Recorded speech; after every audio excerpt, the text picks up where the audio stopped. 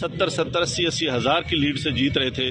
ہم نے ان کو ہروایا ہے اور ان کے اوپر جعلی مورے لگا کے سب کو ہروایا. کمشنر صاحب جب جعلی مورے لگ رہی تھی اس وقت آپ نے کسی سے کہا کہ یہ سب کچھ ہو رہا ہے، غلط ہو رہا ہے، اس کو روکا جائے؟ دیکھیں، میں یہ ساری اس غلط کاری کی ذمہ داری اپنے اوپر لے رہا ہوں اور ساتھ آپ کو بتا رہا ہوں کہ جو چیف الیکشن کمشنر ہے، جو چیف جسٹس ہے، وہ بھی اس کام میں پورے شریک. کس کے کہنے پہ سب کچھ ہوتا رہا؟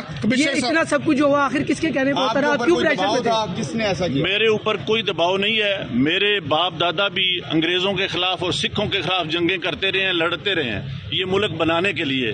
اب میں اس ملک کو توڑنے کا حصہ نہیں بن سکتا. کمشنر صاحب، آپ نے راولپنڈی کی بہت بڑی خدمت کی ہے، آپ نے بڑے بڑے میگا پروجیکٹ میں 24 گھنٹے کام کیا ہے.